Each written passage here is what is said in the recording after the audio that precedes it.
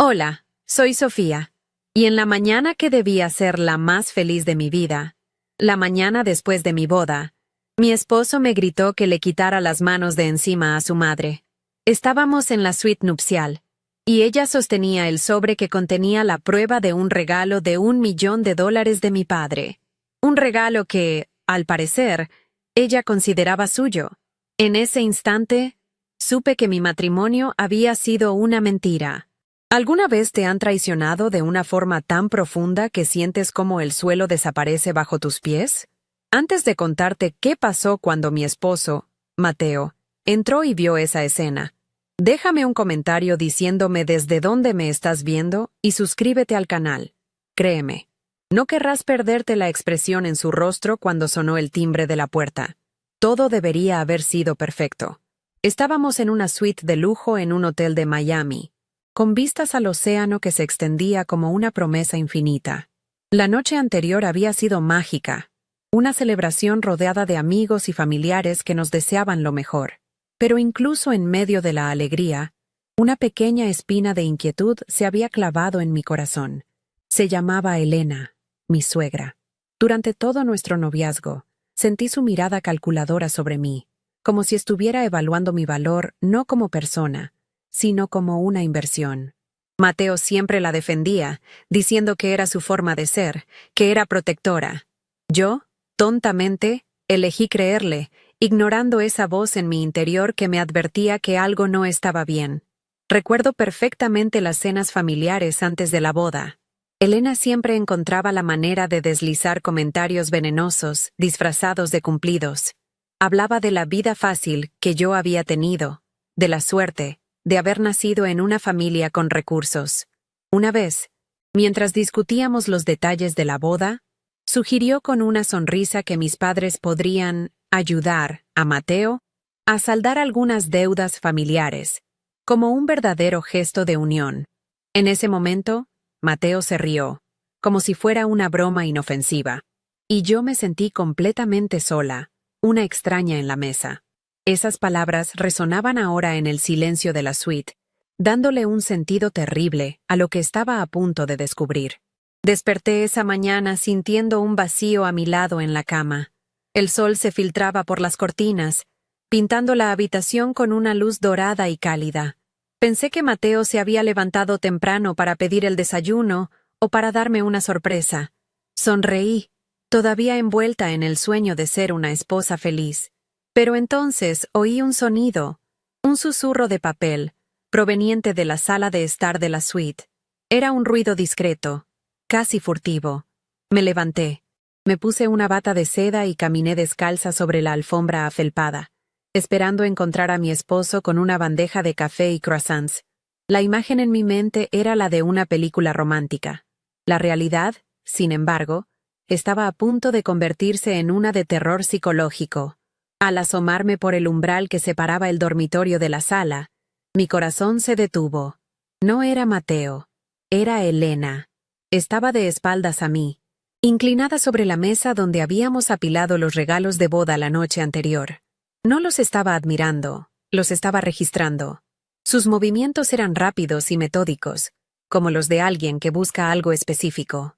Levantaba una caja, la sacudía ligeramente y la dejaba a un lado con un gesto de impaciencia. La imagen era tan surrealista, tan fuera de lugar, que por un segundo pensé que estaba soñando. Pero el frío que me recorrió la espalda era demasiado real. La mujer que debía ser mi segunda madre estaba violando nuestra intimidad en la primera mañana de mi matrimonio. Entonces la vi tomarlo, el sobre blanco y elegante de mis padres. Lo reconocí de inmediato. Dentro no había una simple tarjeta de felicitación, contenía la confirmación de la transferencia bancaria.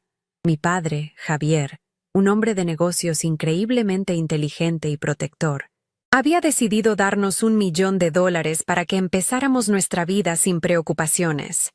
Era un gesto de amor y confianza inmenso, un voto de fe en nuestro futuro y en Mateo. Ver a Elena sostener ese sobre con sus dedos codiciosos, como si estuviera sopesando su peso en oro, me revolvió el estómago. Sentí una oleada de náuseas y rabia. Ese sobre no era solo dinero, era el símbolo del amor incondicional de mi familia, y ella lo estaba manoseando como si fuera un premio que acababa de ganar. Me aclaré la garganta, un sonido que pareció un trueno en el silencio de la habitación. Elena se sobresaltó y se giró bruscamente. Por una fracción de segundo, vi el pánico en sus ojos, la culpa de haber sido descubierta, pero desapareció tan rápido como llegó, reemplazado por una máscara de fría compostura y desafío. No soltó el sobre, al contrario, lo apretó con más fuerza contra su pecho, como si fuera un escudo. Me acerqué lentamente, sintiendo cada paso como si caminara sobre cristales rotos. «¿Qué estás haciendo, Elena?», pregunté, y mi voz, aunque baja, temblaba de una furia contenida que luchaba por no explotar. Quería gritar, quería arrancarle ese papel de las manos, pero una parte de mí todavía se aferraba a la esperanza de que hubiera una explicación lógica. «Sofía, querida, solo estaba ayudando a organizar», respondió con una sonrisa que no llegó a sus ojos. «Es abrumador recibir tantos regalos. Estaba admirando la increíble generosidad de tu padre». Sus palabras eran suaves, pero su mirada era dura como el acero. Un regalo así conlleva una gran responsabilidad, ¿no crees? Hay que gestionarlo sabiamente desde el principio. La condescendencia en su tono era insoportable. No estaba admirando nada, estaba planificando. Estaba trazando un mapa de cómo usar el dinero de mi familia para sus propios fines. En ese momento, todas sus pullas, todos sus comentarios sobre mi suerte, cobraron un sentido escalofriante. Nunca se trató de mí ni de Mateo. Siempre se trató de esto. Ya no podía soportarlo. La frágil esperanza de un malentendido se hizo añicos. Extendí la mano, manteniendo mi mirada fija en la suya. «Gracias por tu ayuda, pero yo me encargo. Por favor, dámelo». Mi voz era firme, desprovista de la calidez que siempre había intentado forzar en nuestra relación. Elena retrocedió un paso. Su sonrisa falsa se desvaneció para revelar una mueca de pura avaricia. «No seas tonta, niña. Esto es un asunto de familia», siseó. Fue entonces cuando mis dedos rozaron el sobre y los suyos se cerraron sobre mi muñeca. No con fuerza, pero con una posesión desafiante.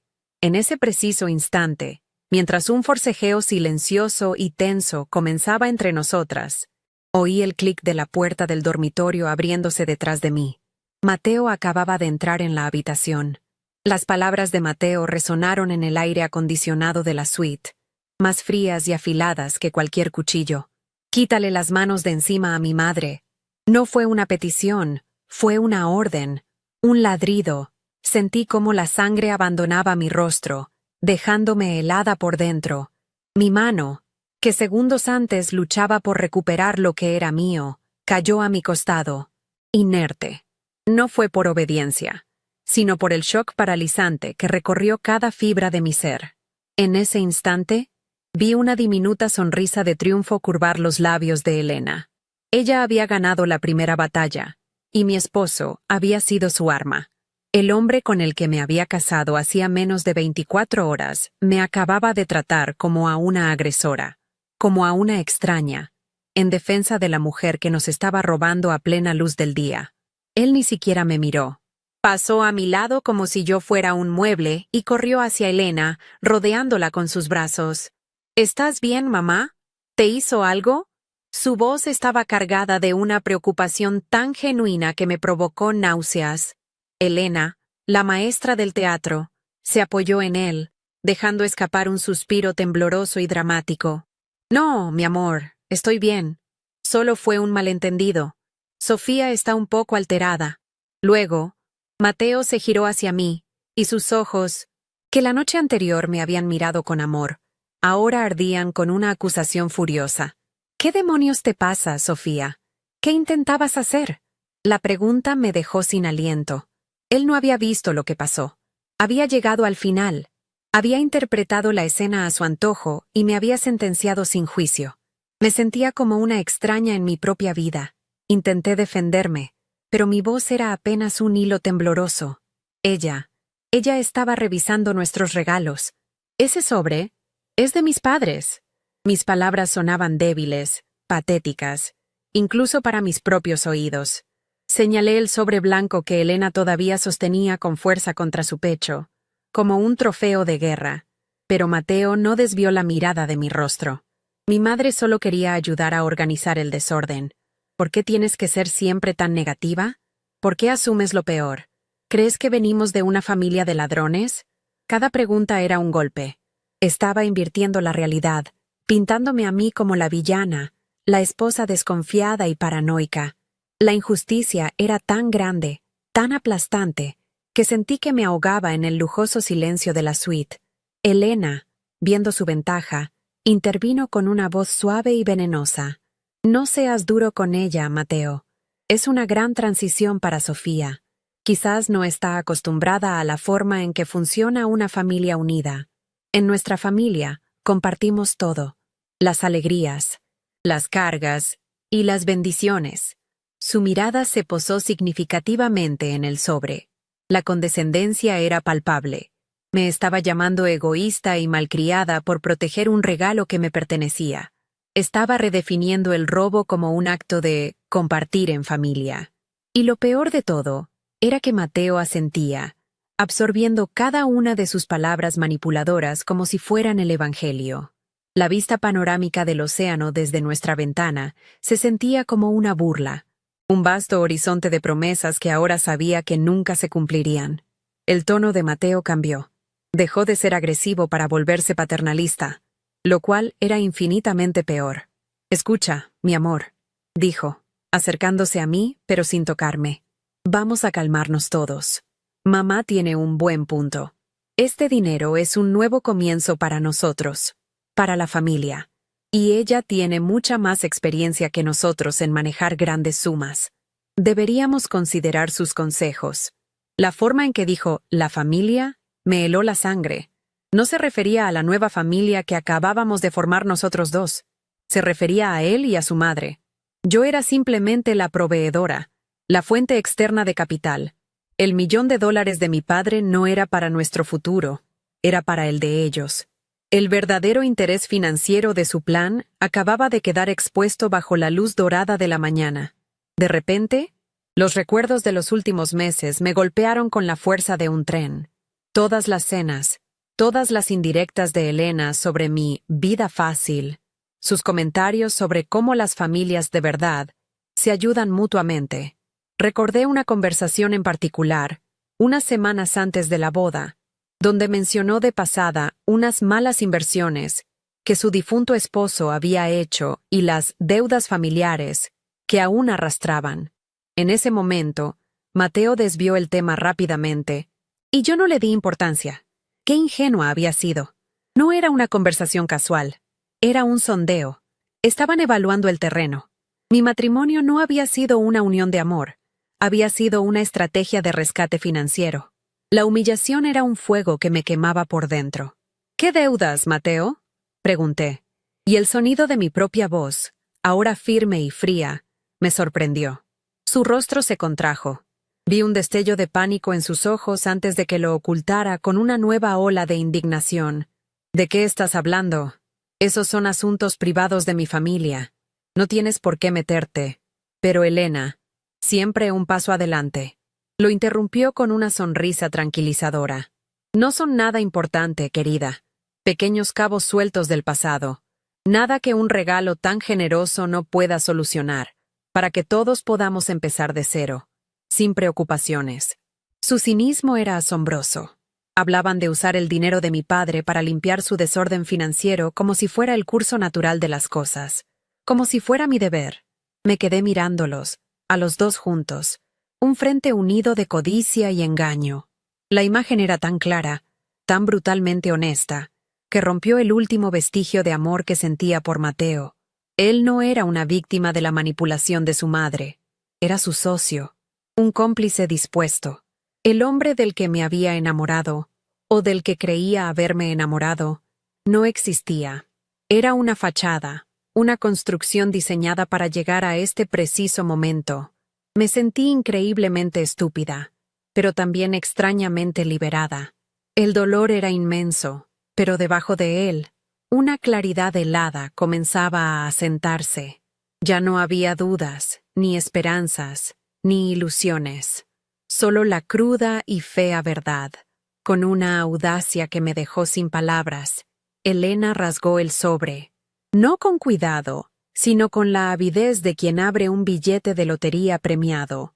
Sus ojos recorrieron el documento de la transferencia bancaria, y su respiración se entrecortó. $1.000.000, susurró, la cifra sonando casi como una oración en sus labios. Se volvió hacia Mateo, con un brillo febril en la mirada. Hijo, con esto, por fin podemos. Se detuvo en seco, lanzándome una mirada de reojo, como si acabara de recordar mi presencia. Luego, su rostro adoptó una expresión de autoridad matriarcal. Sofía, tu padre ha sido increíblemente generoso. Lo primero y más sensato que haremos será liquidar la hipoteca de la casa familiar. Así aseguramos el patrimonio. No era una sugerencia, era un decreto. Mateo sonrió, una expresión de puro alivio inundando su rostro. Sí, mamá tiene toda la razón. Es lo más inteligente. Quitarse ese peso de encima es lo mejor para todos. Estaban allí, a escasos metros de mí, planeando el destino del regalo de mi padre, repartiéndose el botín antes incluso de que el sol estuviera alto en el cielo. Yo era invisible para ellos, una simple espectadora de mi propio despojo. El peso de su traición era casi físico, una presión en mi pecho que me dificultaba respirar. Pero en medio de esa asfixia, algo cambió dentro de mí. La tristeza comenzó a transformarse en una rabia fría y silenciosa. La joven enamorada que había dicho, sí, acepto, el día anterior había muerto en esa suite, y en su lugar, otra mujer estaba naciendo. Sin decir una palabra más, les di la espalda. Caminé con una calma que no sentía hacia el baño de mármol. «Sofía, ¿a dónde vas?» «No hemos terminado de hablar», dijo Mateo, su voz teñida de confusión e irritación. No le respondí. Necesitaba un santuario, un espacio para pensar lejos de sus miradas rapaces. No iba a llorar. Las lágrimas eran un lujo que no podía permitirme. Mi mente, de repente, estaba increíblemente lúcida. Las palabras de mi padre resonaron en mi cabeza, las que me dijo en voz baja la noche anterior al entregarme el sobre. «Esto es para ti, hija, para tu seguridad, siempre tuyo». Metí la mano en el pequeño bolso que había dejado sobre el tocador y mis dedos se cerraron alrededor de mi teléfono. El clic de la cerradura del baño al cerrarse fue el sonido más satisfactorio que había escuchado en mi vida. Era el sonido de una barrera que se levantaba. Era el sonido del comienzo de mi plan. Apoyada contra la fría puerta de mármol, podía oír los golpes de Mateo y su voz amortiguada, una mezcla de irritación y una falsa preocupación que me revolvía el estómago. «Sofía, abre. ¿Qué te pasa? Hablemos». Dentro de mí, el torbellino de dolor y conmoción comenzaba a calmarse, cristalizándose en una rabia helada y lúcida. Me miré en el espejo gigante sobre el lavabo doble. La mujer que me devolvía la mirada tenía los ojos oscuros y vacíos, pero no de tristeza, sino de una determinación que nunca antes había conocido. Era una extraña, una guerrera forjada en el fuego de la traición en menos de una hora. Saqué mi teléfono, mis dedos moviéndose con una precisión automática. No había tiempo para el duelo, era tiempo de actuar. El nombre de mi padre apareció en la pantalla y presioné el botón de llamar sin dudarlo ni un segundo. Mi padre respondió al segundo tono, su voz siempre calmada y segura, un ancla en mi tormenta. «Hija, ¿todo bien?» «Es temprano». Ignoré los golpes de Mateo en la puerta, que ahora eran más insistentes. Me concentré en la voz de mi padre, la única verdad que me quedaba. «Papá», dije, mi propia voz sonando extrañamente firme, «necesito que me respondas algo, y necesito que seas completamente honesto. El regalo, la transferencia. ¿El acuerdo se hizo a nombre de los dos o solo al mío?» Hubo una breve pausa en la línea, un silencio cargado de significado. Podía imaginarlo al otro lado, entendiendo todo sin que yo necesitara decir más. «Solo a tu nombre, Sofía. Siempre ha sido y siempre será solo tuyo. Es un fideicomiso irrevocable. ¿Por qué lo preguntas? ¿Pasó algo? El alivio fue tan inmenso que casi me dobló las rodillas. Mi padre no solo me había dado un regalo, me había dado una armadura. Le conté todo en frases cortas y precisas, sin adornos ni lágrimas. Le describí la escena con Elena, las palabras de Mateo, sus planes para saldar las deudas familiares. No hubo un «te lo dije» en la voz de mi padre, solo un profundo y resonante enojo contenido. Sabía que esa mujer no era de fiar. Dijo con una frialdad que rara vez le escuchaba. «Pero no te preocupes, hija. No muevas un dedo. No digas nada. Ya voy para allá. Y no voy solo». Sus palabras eran una promesa, un escudo. Me dijo que me mantuviera tranquila, que dejara que ellos se enredaran en sus propias mentiras. Colgué el teléfono sintiendo una oleada de poder. Ya no era la víctima en esta historia. Era la directora de la siguiente escena, y el telón estaba a punto de levantarse. La dinámica de poder en esa suite de lujo acababa de cambiar drásticamente, aunque solo yo lo supiera. Los golpes en la puerta se detuvieron, reemplazados por un tono más suave, casi suplicante. «Sofía, mi amor, por favor, abre la puerta. Hablemos de esto como una pareja. No te pongas así, me estás asustando». Era la voz de Mateo, pero las palabras parecían ensayadas, huecas. Podía oír el susurro siseante de Elena en el fondo, probablemente dándole instrucciones, diciéndole cómo manipularme para que volviera a ser la novia dócil y complaciente. «Dile que lo sientes». Alcancé a oír. «Haz que se calme. No podemos permitir que esto se salga de control». Su preocupación no era por mí, ni por nuestro matrimonio. Era por el dinero. Eran dos depredadores ansiosos, preocupados de que su presa estuviera a punto de escapar de la trampa. Me quedé en silencio, dejando que su desesperación creciera al otro lado de la puerta. Entonces, en un momento en que bajaron la guardia, creyendo que yo no podía oírlos, escuché la frase que borró cualquier átomo de duda que pudiera quedar en mi alma. Fue Elena, su voz un susurro venenoso y claro. «Dile lo que sea, Mateo, pero asegúrate de que no llame a su padre. No hasta que tengamos acceso a esa cuenta. Una vez que el dinero esté en la cuenta conjunta, no podrá hacer nada. Solo aguanta un poco más». El descaro de su plan, la fría premeditación, me golpeó con la fuerza de una bofetada. No era una suposición. No era paranoia. Era una conspiración. Estaban activamente planeando cómo atraparme financieramente. En ese instante, cualquier resquicio de amor o afecto que pudiera haber sentido por Mateo se evaporó, dejando solo un desierto de desprecio. Me habían subestimado por completo. Tomé una respiración profunda, sintiendo el aire frío del baño llenar mis pulmones. Miré a mi alrededor, a la opulencia artificial de la suite. Las toallas mullidas, las batas de seda, los grifos dorados. Todo era parte del escenario de su gran estafa. Eran símbolos de la vida que anhelaban, una vida que estaban dispuestos a robarme para conseguirla. Con una calma que los aterrorizaría, me recompuse. Me lavé la cara con agua fría, no para quitar lágrimas, porque no las había, sino para sellar mi nueva resolución. Me miré al espejo una última vez y asentí a la mujer que me devolvía la mirada. Estábamos listas. Desbloqueé la cerradura, y el sonido metálico y seco resonó en la habitación como el primer disparo de una batalla. Cuando abrí la puerta, se quedaron en silencio. Mateo y Elena estaban de pie juntos, una imagen grotesca de unidad familiar. Sus rostros mostraban una mezcla de alivio y ansiedad. Mateo dio un paso adelante, intentando abrazarme con una sonrisa forzada. «Mi amor, gracias a Dios». Estaba tan preocupado. Me hice a un lado con un movimiento sutil pero firme, y su abrazo se encontró con el aire. Su sonrisa vaciló. Pasé junto a ellos sin mirarlos, como si fueran dos extraños que se habían equivocado de habitación. Mi frialdad era una pared de hielo que no esperaban. La novia desconsolada y emocional que seguramente habían anticipado no apareció.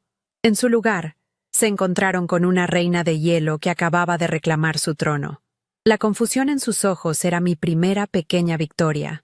Caminé hacia el ventanal panorámico, dándoles la espalda. El océano se extendía ante mí, vasto e indiferente. Mateo me siguió, su voz ahora teñida de una desesperación palpable. Sofía, por favor, háblame.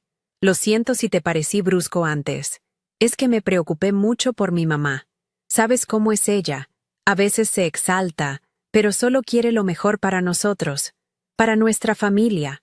La palabra familia salió de su boca como un veneno. Cada palabra era una mentira calculada, un insulto a mi inteligencia. Permanecí en silencio, observando cómo un velero solitario navegaba en la distancia, libre y sin ataduras. Mi silencio era mi respuesta. Era un vacío que los obligaba a confrontar la fealdad de sus propias palabras, un espejo que les devolvía su propia codicia. Elena, sintiendo que estaba perdiendo el control, se unió a la farsa, su voz goteando una falsa dulzura maternal. Sofía, cariño, no te sientas excluida. Entendemos que esto es mucho para procesar. Por supuesto que tú tendrás la última palabra en todo. Solo estábamos pensando en voz alta, explorando las mejores formas de asegurar nuestro futuro, el futuro de todos. Se acercó y puso una mano en mi hombro, un gesto que pretendía ser reconfortante pero que me quemó la piel. Me encogí de hombros para quitármela de encima, un movimiento pequeño pero inequívoco. El rechazo fue tan claro que Elena retrocedió como si la hubiera golpeado. La tensión en la habitación era tan espesa que se podía cortar con un cuchillo. Estaban perdiendo el guión, improvisando torpemente, y el pánico comenzaba a notarse. Y fue entonces, en el apogeo de su desesperado intento por recuperar el control, cuando el sonido cortó el aire. Un timbre, no el del teléfono, sino el de la puerta de la suite. Fuerte, claro y autoritario. 2 timbrazos que resonaron como un veredicto. Mateo y Elena se quedaron helados, intercambiando una mirada de puro pánico. No esperaban a nadie. ¿Sería el servicio de habitaciones? ¿Un botones con más regalos? Su confusión era total. Lentamente, me di la vuelta, apartándome del ventanal, y por primera vez desde que salí del baño, les permití ver mi rostro por completo. Una sonrisa diminuta, casi imperceptible pero afilada como el cristal, se dibujó en mis labios. Ellos no sabían quién estaba en la puerta, pero yo sí. El juego acababa de cambiar. El sonido del timbre, agudo y persistente, pareció absorber todo el aire de la suite. Mateo y Elena se quedaron petrificados, sus rostros una máscara de incredulidad y pánico incipiente. Era como si el mundo exterior, un mundo de consecuencias que ellos habían creído poder mantener a raya, acabara de golpear a su puerta. Sus miradas se cruzaron en una fracción de segundo, un intercambio silencioso cargado de preguntas sin respuesta. ¿Quién podría ser? ¿Quién se atrevía a interrumpir su momento de triunfo, su meticulosa planificación del despojo? Yo, en cambio, sentí una extraña serenidad. Era el sonido de la caballería llegando, no para salvar a una damisela en apuros, sino para entregarle la espada a una reina que estaba a punto de reclamar su reino. La batalla que había estado librando en silencio dentro de mí estaba a punto de volverse muy, muy pública. Instintivamente, Mateo dio un paso hacia la puerta, su rostro contorsionado en una mueca de irritación. «Ya voy», murmuró, como si estuviera molesto con la interrupción. Pero yo me moví más rápido. No corrí. Simplemente me interpuse en su camino con una calma que lo desarmó. Extendí un brazo, no para tocarlo, sino para crear una barrera. «Yo abro», dije. Mi voz no era alta, pero tenía un peso, una autoridad que nunca antes había usado con él. Se detuvo en seco, más por la sorpresa que por mi gesto. Me miró como si nunca me hubiera visto antes. Y en cierto modo, era verdad. La mujer que tenía delante ya no era su esposa enamorada y complaciente. Era una extraña, una guardiana en el umbral de su ruina. La confusión en sus ojos fue mi segunda pequeña victoria, y la saboreé en silencio. Elena siseó desde el fondo, un susurro urgente y venenoso. «¿Qué haces? Deja que Mateo abra». Podía ver el miedo real en sus ojos ahora, su elaborado plan, tan cuidadosamente construido sobre mi supuesta debilidad y la lealtad ciega de su hijo, se estaba desmoronando por un simple timbre. Su control se estaba evaporando, y la desesperación comenzaba a aflorar. Intentó dar un paso hacia mí, pero se detuvo, quizás al ver la determinación inquebrantable en mi rostro. Por primera vez desde que la conocía, Elena no sabía qué hacer. Estaba acostumbrada a mover los hilos desde las sombras, a manipular las emociones, pero se enfrentaba a algo que no podía controlar. Una verdad que estaba a punto de entrar por esa puerta. La tensión en la habitación era un nudo que se apretaba cada vez más, a punto de estrangularlos. Ignorándolos por completo, caminé hacia la puerta. Cada paso sobre la lujosa alfombra se sentía deliberado, pesado. No era el caminar de una novia en su suite nupcial, era la marcha de una generala hacia el campo de batalla. Con cada paso, sentía cómo el dolor se solidificaba en una armadura de acero a mi alrededor. Recordé mi caminata por el pasillo de la iglesia el día anterior, con el corazón lleno de esperanzas y sueños. ¡Qué ironía! Esa caminata me había llevado a una trampa. Esta, en cambio, me estaba llevando hacia mi liberación. Mis dedos, fríos y firmes, se cerraron alrededor del picaporte de metal. Tomé una respiración profunda, no por nerviosismo, sino para anclarme en el momento. El mundo que conocía estaba a punto de terminar, y yo misma iba a prenderle fuego. Justo antes de girar el picaporte, me volví para mirarlos una última vez. Estaban agrupados, una imagen patética de madre e hijo acorralados por su propia codicia. El sobre blanco, con la prueba de la transferencia de mi padre, todavía estaba sobre la mesa de centro, un monumento a su traición. Mi mirada se posó en ellos, fría y analítica, desprovista de cualquier emoción que pudieran reconocer.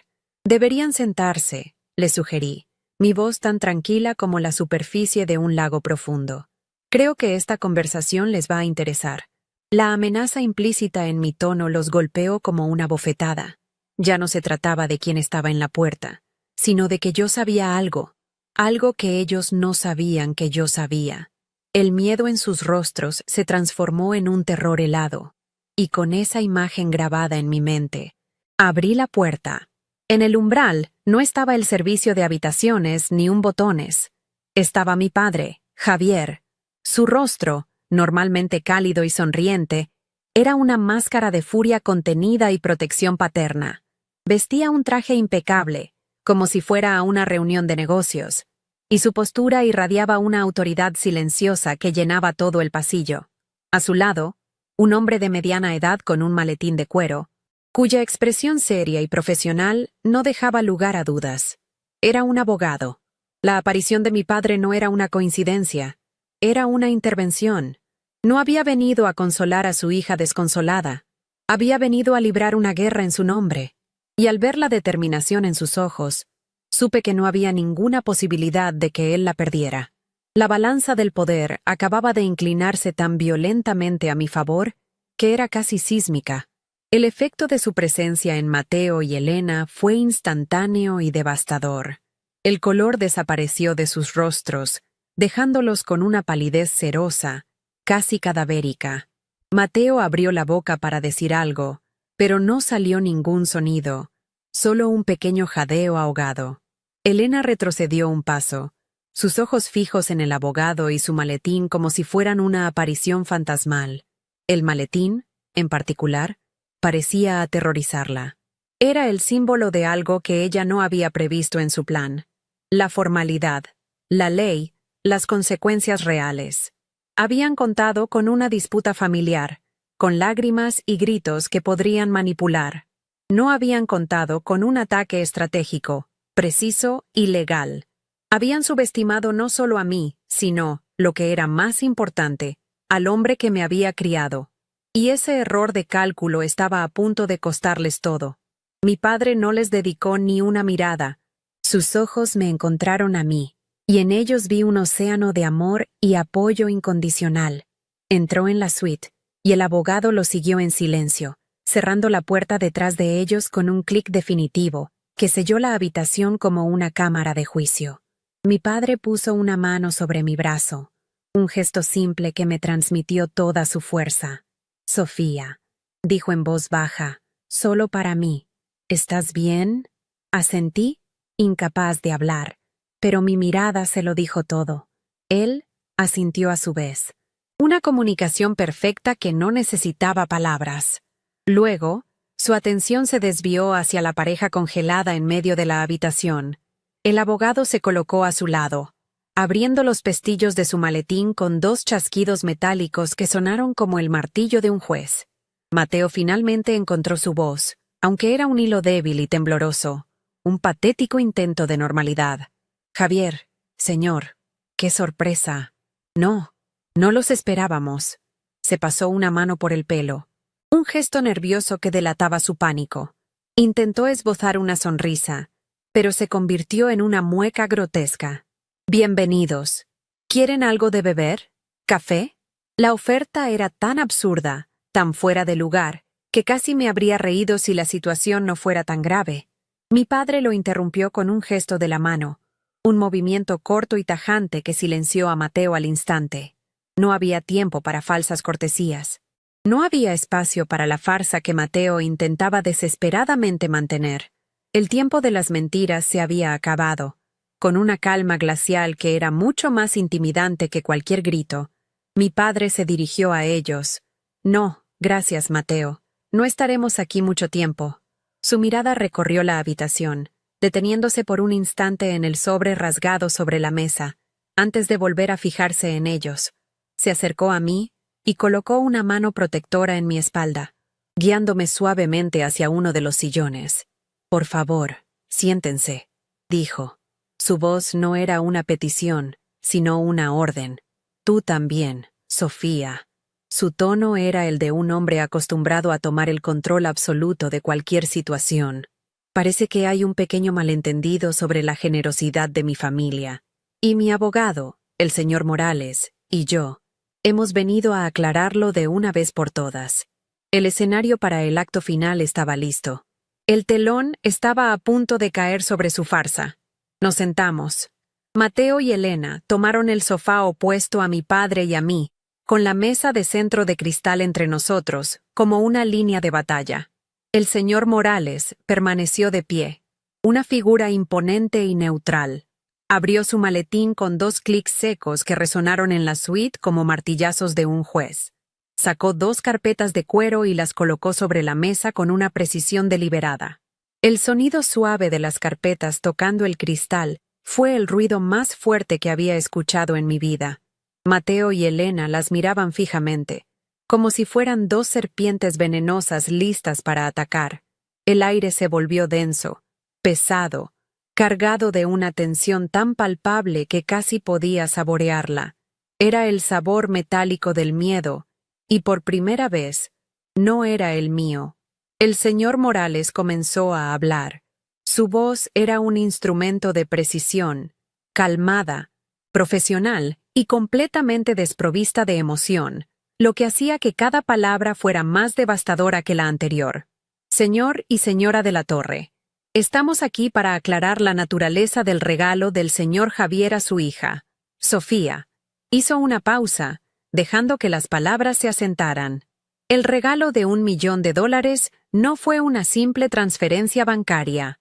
Fue la financiación de un fideicomiso irrevocable, establecido legalmente hace semanas, con Sofía como única beneficiaria. Según los términos del fideicomiso, ella es la única persona con acceso y control sobre esos fondos. Legalmente, no forman parte del patrimonio conyugal. La explicación fue un golpe quirúrgico, preciso y letal, que destrozó el núcleo de su plan en menos de 30 segundos. Elena fue la primera en romperse. Un sonido ahogado, a medio camino entre un jadeo y un gruñido, escapó de sus labios.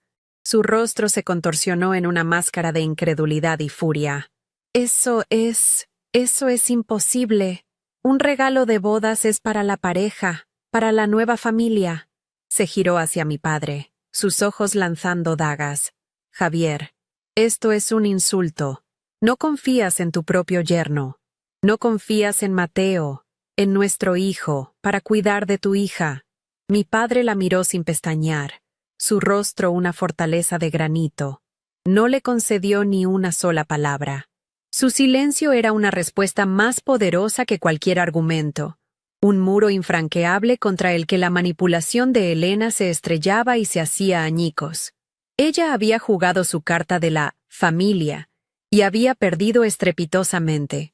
Viendo la desesperación de su madre, Mateo finalmente reaccionó, girándose hacia mí con una expresión que era una mezcla patética de súplica y acusación. «Sofía, ¿tú sabías esto? ¿Nos mentiste todo este tiempo?» Fue un último intento cobarde de desviar la culpa, de pintarme a mí como la conspiradora y a ellos como las víctimas. No le respondí. Simplemente lo miré, dejando que mis ojos le contaran toda la historia de su traición. Dejé que viera la ausencia total de amor, de piedad, de la mujer ingenua que creía conocer. La acusación murió en sus labios mientras comprendía que la Sofía que había engañado ya no existía. Mi silencio no era debilidad, era un veredicto, y en ese silencio, él fue declarado culpable. Fue entonces cuando mi padre habló. Su voz, aunque baja, llenó la habitación con una autoridad inquebrantable. Mi confianza, Elena, se gana, no se asume. Luego, sus ojos se clavaron en Mateo, y cada palabra fue un golpe. Y mi hija no les mintió. Ella acaba de enterarse de los detalles completos esta mañana. Porque yo, estúpidamente, confié en que tú, Mateo, serías el esposo que ella merecía. Un hombre que la protegería y estaría a su lado. No un cómplice que la vería como una solución financiera a los problemas de su madre.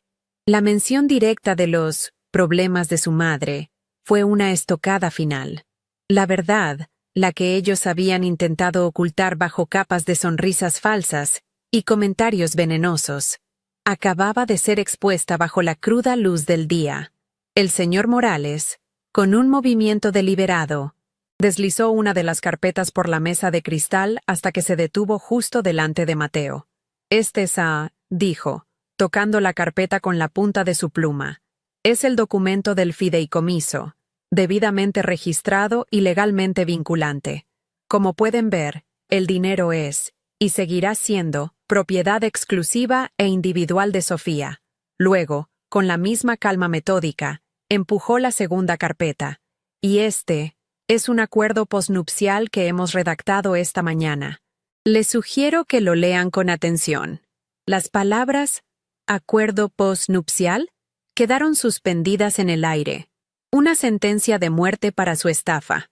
El maletín del abogado no solo contenía papeles, contenía el fin de su mundo. El abogado procedió a explicar los términos con una claridad brutal, sin dejar espacio para la ambigüedad. El acuerdo posnupcial, si Mateo decidía firmarlo, reconocería formalmente el $1.000.000 como mi patrimonio separado y protegido. Estipulaba que cualquier uso de esos fondos para fines conjuntos, como la compra de una casa, requeriría mi consentimiento explícito y por escrito para cada transacción. Además, cualquier cantidad utilizada se estructuraría como un préstamo formal a la sociedad conyugal, un préstamo que sería la primera deuda a saldar a mi fideicomiso en caso de una eventual separación. No era un acuerdo de confianza y amor, era un contrato de negocios diseñado para proteger un activo de un socio poco fiable. Era el reflejo perfecto de lo que mi matrimonio se había convertido. La máscara de Elena finalmente se hizo añicos. La compostura, la elegancia fingida, todo se desvaneció, revelando la cruda y fea codicia que había debajo. ¿Un préstamo? ¿Prestarle dinero a tu propio esposo? Esto es una abominación. Su voz se elevó a un chillido agudo y desagradable, rompiendo la atmósfera opresiva. «Somos una familia», apuntó un dedo tembloroso hacia mí, su rostro enrojecido por la rabia. «Tú hiciste esto. Le metiste veneno en la cabeza a tu padre. Lo manipulaste para que se pusiera en nuestra contra». La acusación era tan delirante, tan completamente desconectada de la realidad que acabábamos de presenciar, que por un instante sentí lástima por ella. Estaba tan consumida por su propia avaricia que era incapaz de ver la verdad. Ella misma había cavado su propia tumba. Mateo miraba alternativamente los documentos. a su madre en pleno colapso y a mí. Su rostro era un campo de batalla donde el pánico, la debilidad y la desesperación luchaban por el control. Podía ver el cálculo en sus ojos, la vida fácil, el rescate financiero, todo se desvanecía ante él. Sofía, suplicó, intentando apelar a la mujer que había desposado apenas 24 horas antes, sin darse cuenta de que esa mujer ya estaba muerta y enterrada. No podemos empezar nuestro matrimonio así, con abogados, con desconfianza. Si me pides que firme esto, me estás diciendo que no crees en mí, que no crees en nosotros. Su intento de chantaje emocional era tan transparente, tan patético, que solo sirvió para solidificar mi resolución. Por primera vez desde que mi padre entró en la habitación, hablé. Mi voz era tranquila, pero cortó el aire como un bisturí, silenciando el arrebato de Elena y congelando la súplica de Mateo. La confianza, Mateo, la perdiste esta mañana. Me levanté, sintiéndome más alta y fuerte de lo que jamás me había sentido.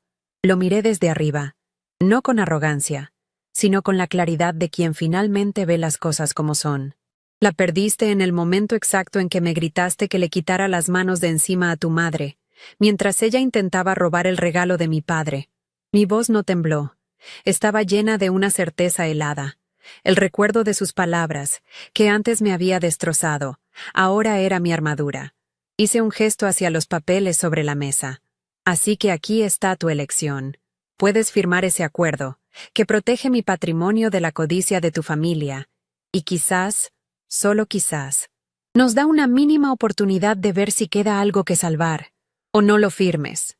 Hice una pausa, dejando que el peso de mis siguientes palabras lo aplastara. De cualquier manera, te lo aseguro, ese dinero nunca pagará un solo centavo de las deudas de tu madre. La única diferencia es si este matrimonio termina aquí y ahora, o si me das una razón para no llamar a mi abogado para empezar los trámites de divorcio esta misma tarde. El ultimátum estaba sobre la mesa. El poder, el control y el futuro estaban, por primera vez, completamente en mis manos. Su humillación era absoluta.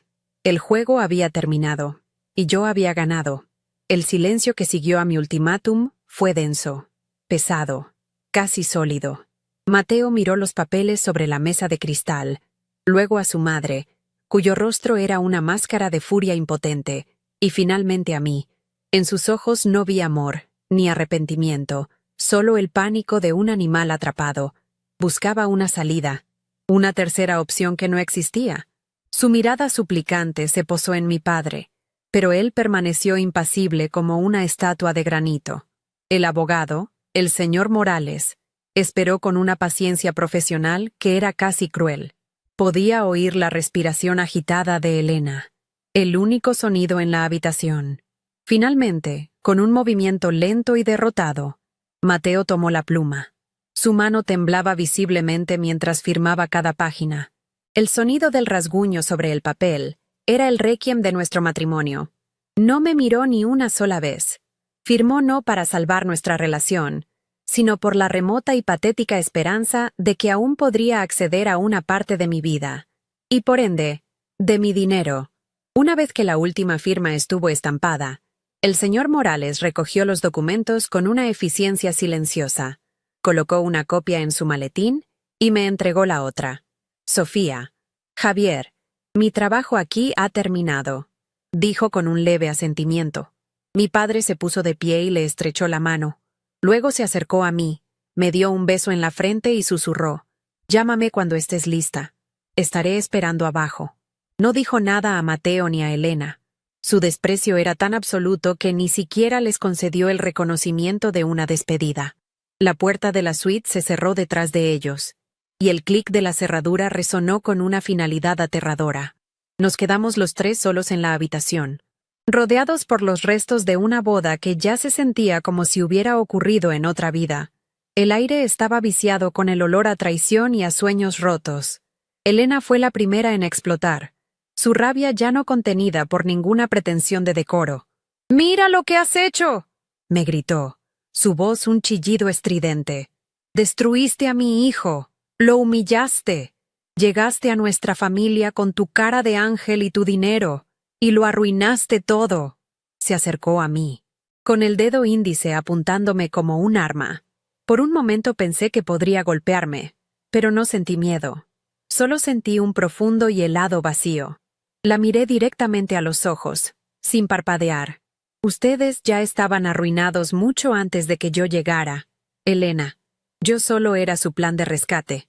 Y acaba de fallar. Me di la vuelta y señalé la puerta. Ahora, por favor, váyase de mi habitación. La palabra, mí, fue deliberada. Una declaración de propiedad sobre mi espacio, mi vida y mi futuro. Se quedó sin palabras, su furia ahogada por la sorpresa de mi frialdad. Después de que Elena saliera dando un portazo, un silencio incómodo cayó entre Mateo y yo. Él permaneció sentado en el sofá, con la cabeza entre las manos, la imagen misma de la autocompasión. Sofía, no tenía por qué ser así, murmuró, su voz ahogada. Levanté una ceja, incrédula. ¿Así como, Mateo? ¿Con honestidad? ¿Con consecuencias? Tenías una opción muy simple esta mañana. Podrías haberme defendido. Podrías haberle dicho a tu madre que se detuviera. Podrías haber elegido a tu esposa.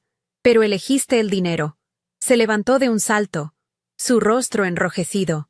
Eso no es justo. Solo quería proteger a mi madre. Ella ha pasado por mucho. Fue la última gota. ¿Y yo no? Le respondí, mi voz subiendo por primera vez. ¿Yo no he pasado por nada en las últimas horas? Tu lealtad quedó clara. Y no fue conmigo. No había nada más que decir. El hombre que amaba nunca había existido realmente. Caminé hacia el armario donde todavía colgaba mi vestido de novia, una aparición fantasmal de un sueño que había muerto. Saqué mi maleta, la abrí sobre la cama y empecé a guardar mis cosas con movimientos tranquilos y metódicos. Mateo me observaba, su rostro una mezcla de confusión y desesperación. ¿Qué estás haciendo?, preguntó, como si la respuesta no fuera dolorosamente obvia. No lo miré. Hago mi maleta. Y te sugiero que hagas lo mismo. Hice una pausa, sosteniendo un par de zapatos en mi mano. Puedes quedarte aquí esta noche si quieres. El hotel está pagado. Yo me voy. Mañana por la mañana. Quiero que te hayas ido. Vuelve con tu madre, Mateo. Es evidente que es allí donde perteneces. Cada palabra era un ladrillo que construía un muro definitivo entre nosotros. No hubo lágrimas, ni ruegos. Solo la fría y eficiente demolición de nuestro futuro. No me quedé a verlo empacar. Una vez que mi maleta estuvo lista, la arrastré hacia la puerta. Pasé a su lado sin dirigirle una última mirada.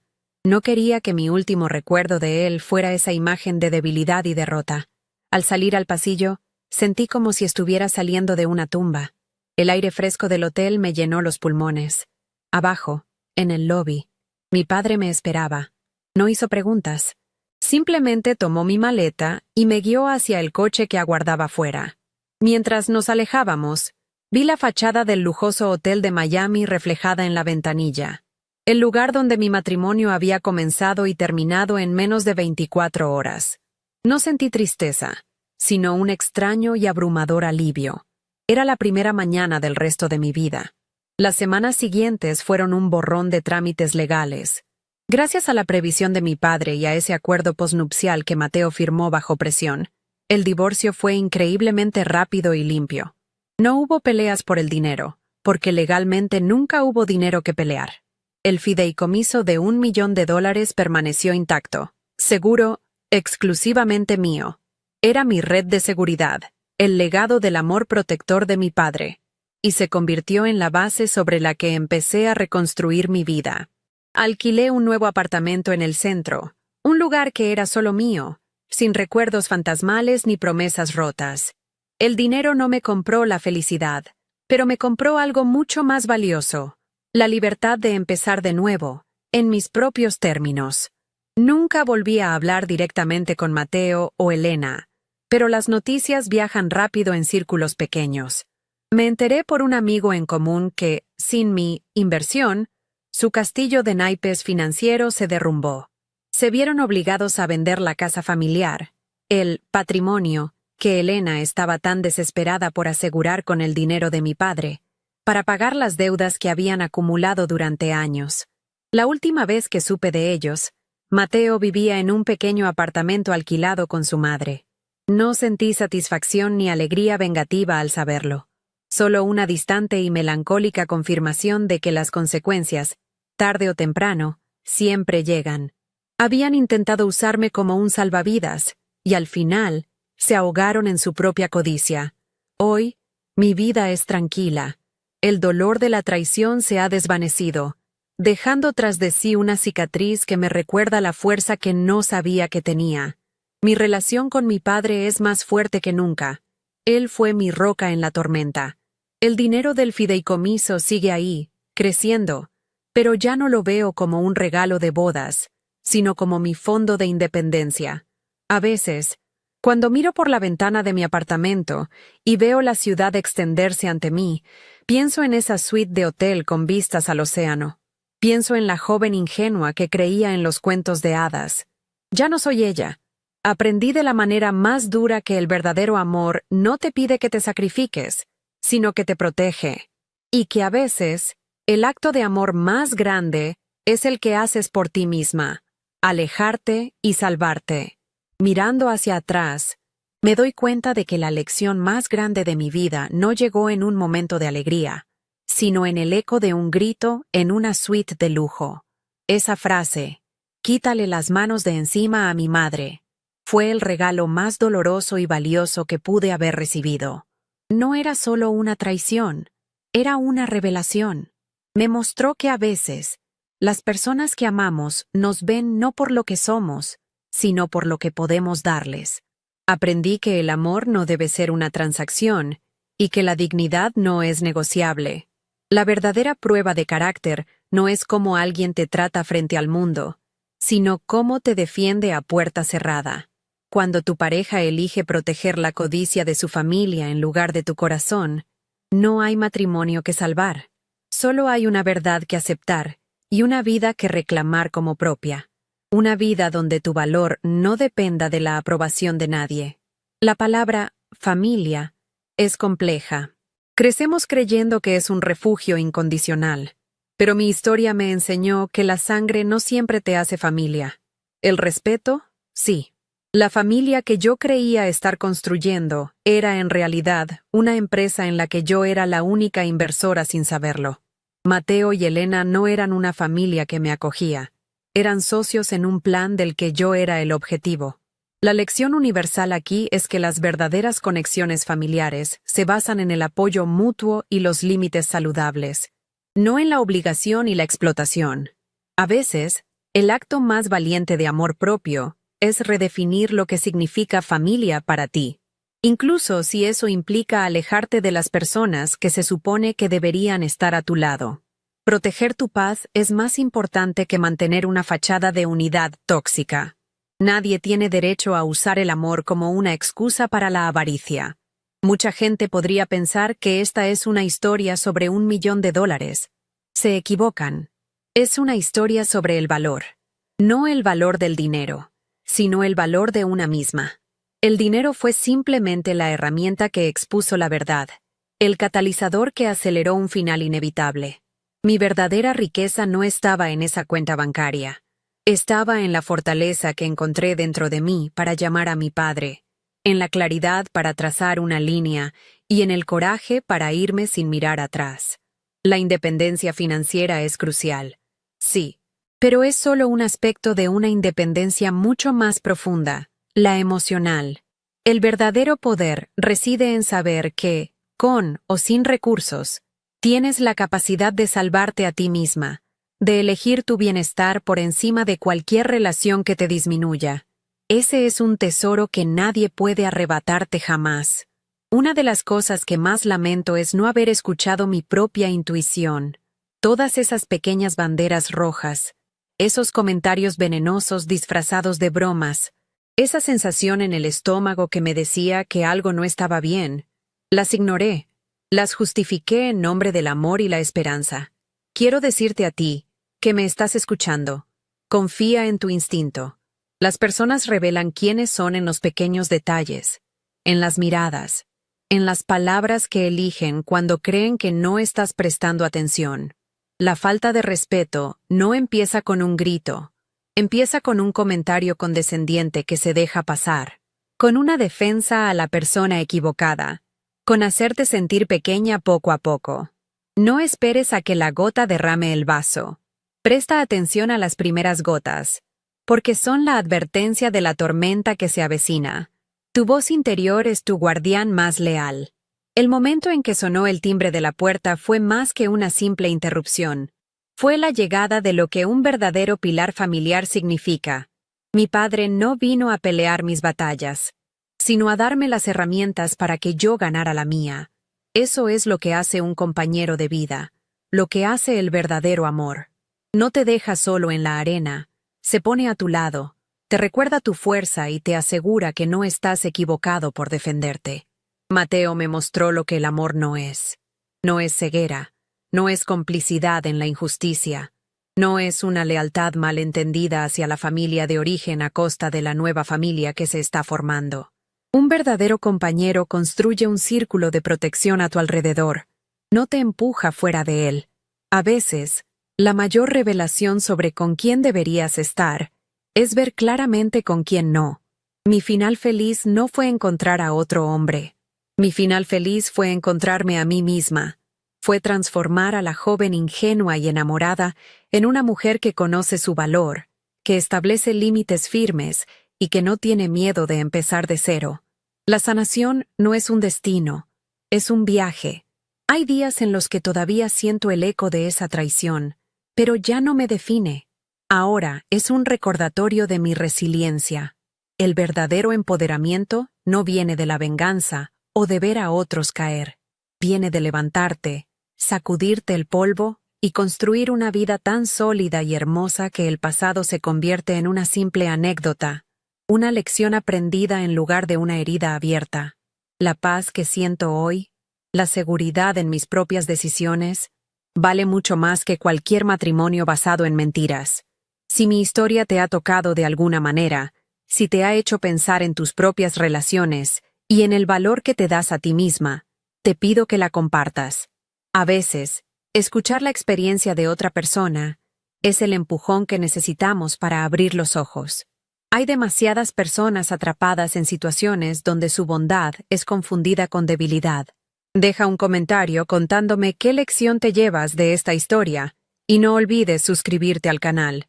Juntos podemos crear una comunidad donde nos recordemos mutuamente que merecemos respeto, lealtad y, sobre todo, un amor que nos construya, no que nos utilice como un plan de rescate. Gracias por escucharme, y recuerda siempre, tú eres tu inversión más importante.